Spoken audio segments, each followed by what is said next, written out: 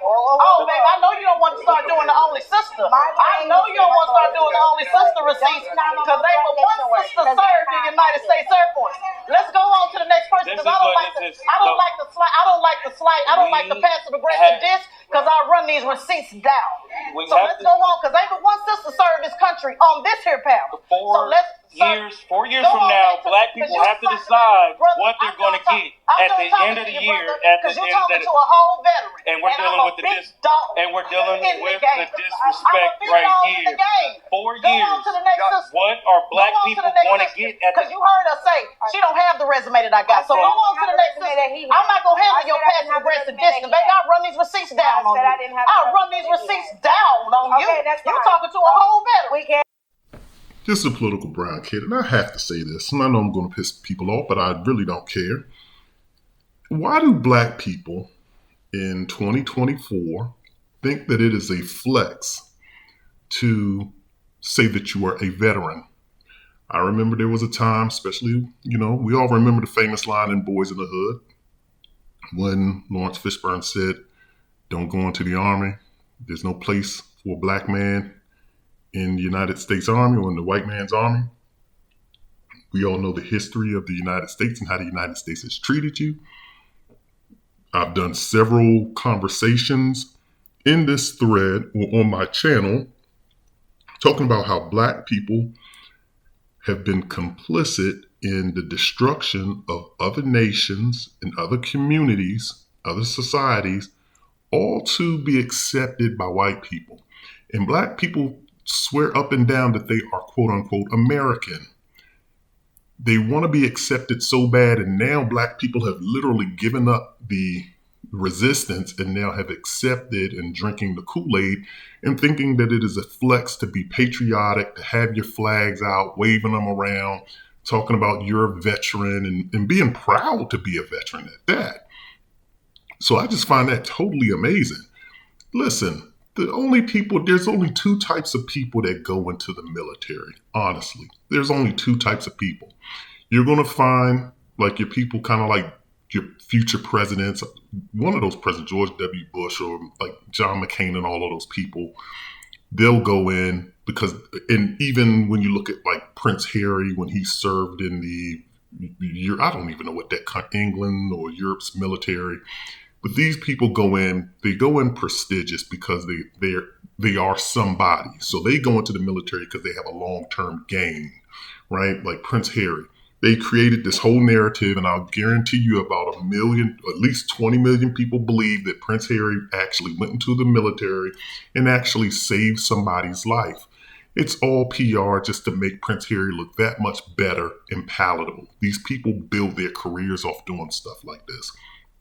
That's why you see a lot of people go into the military because they come out, they have political aspirations to be leaders of a country, and it looks good. It's a flex to say, I served my country. So you have those groups. Those are like the elite people. They go into the military not as an E1 or private or whatever they are. They come in as, with some type of rank or title. Then the other people are the rest of the people. The Bloods, Crips, Hoovers, whatever you want to call them, or just people that they went to high school, they can't afford, their parents, they can't afford to go to college, their parents are resource strapped, so they have no other alternatives. They're trying to get some skills, they have no skills, and all they have is a high school diploma, and they have nothing else planned to do. They don't want to work at, Walmart or Burger King. And so they say, well, my only other option, because remember, those people would have originally gone to work at some factory or plant. They would have gone to Detroit, or they would have gone to some plant down south, and they would have worked in the plants. But all those plants, remember that NATO or NAFTA, North American Free Trade Agreement, sent all those jobs to Mexico. So now those people, what they do, the people with no options, no hopes, but they have some dreams of getting a GI Bill and, getting their college paid for, they go to the military. And that's what they do. And now, once again, that's what you see a lot of black people doing. And in a way, I'm going to say this, I kind of commend those people for choosing to wanting to better themselves. I'll say that. I commend them for wanting to better themselves. I commend them for trying to get their life together. And the military does kind of teach people some type of discipline and structure, because some people need it. Some people, they just don't have it. These kids today, they grew up, all they know to do is sleep till 11 or 1 o'clock in the afternoon, and they don't do anything. So maybe the military has some benefits, but overall, the military is a place for the hopeless in society.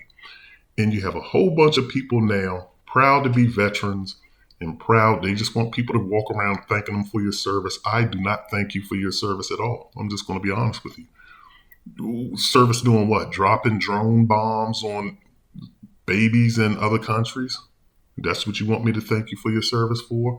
Picking on countries that can't really fight back, that don't have the military might to match you? That's what bullies do. Basically, the United States is kind of like Shaquille O'Neal going to a kindergarten class and finding some kindergartner with glasses with some big, thick bifocals and punching them in the face. That's what the United States does. They don't pick wars with countries that can go toe-to-toe with them. They walk around, and if they really want to be freeing people and the liberators that they are, they would be going up against Soviet Union right now. They'd be like, Soviet Union's trying to disrupt democracy in the Ukraine. We going toe-to-toe. And we're going to unleash our missiles. They're going to unleash their missiles, and we'll see who's standing. If they really wanted democracy, they'd go in there in North Korea and have it out with Kim Jong-un. If they wanted to, they would go match for match, but instead they pick on countries that have sticks and stones and they make a few, explosives here and there, but that's what they do. And you want me to thank you for doing that.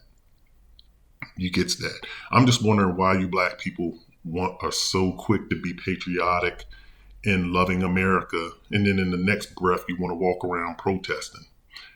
And all the while too, or you don't even care that America doesn't even have your best interests at heart. You defend the heinous actions of Republicans and Democrats. None of them are trying to give you anything. They give everybody else everything, and they give you nothing. So just my thought. Well, next time you see a veteran and they so proudly, when y'all having that conversation, because this is what veterans do too. Like, you can be talking to a veteran about cereal. You can be in a grocery store and like, yeah, I was about to buy me some cereal. There's so many choices these days. Oh, the cereals, there's so many choices. And they're like, yeah, because when I was a veteran in the military, yeah, we just ate a particular, they just want you to thank them for they just want you to know that they're a veteran, and they want you to thank them for their service. Like I told you, the military people are so soft. They want to be thanked for everything. They go to the military, they do 2 years, and then they come out and get a lifetime worth of disability. Oh, my ankle hurt.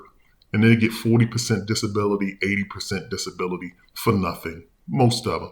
There are some people who are legitimately been in wars, legitimately been injured in wars, and have permanent life-altering injuries. But most of these people, they do not have injuries to be paying them a salary for the rest of their life just for putting in 1, 2, 4, or even 8 years of time. Some female, of course it's got to be a female, going to tell me, well, yeah, you get PTSD, when you're practicing on the gun range, you can get PTSD. So that's why I get my disability. Well, that's what the job does. So then basically all police officers should be getting PTSD.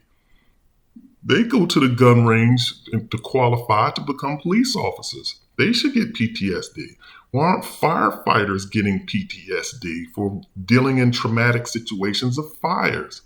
Why aren't teachers getting full-time disability checks from getting slapped and punched and losing an eye and getting pew-pewed by 6-year-old students, first graders, down and bringing weapons to school and trying to harm their teachers? But no one gets lifetime benefits and rewards like the military. And then to top it all off, you have to watch football every Sunday, watch them parade the military around, give them free donuts and cookies forever for the rest of their life. They get sworn in, they take their oath to go into the military on the field. We're just supposed to be so happy for these people. It's pathetic. But anyway, And then black people want to be a part of this. I was just watching this black lady on the Revolt channel. She was having some panel discussion, and she mentioned like 6 times in less than 30 seconds that she's a veteran. And I'm like, so, and what does that mean? Just because you're a veteran, that means you're better than everyone else in this room? You're smarter? I'm trying to figure that out. To me, it means that you're a lesser than, because you couldn't make it in the real world unless you went to the military. Well, that's my thought for today. This is the Political Brown Kid. I'm out of here.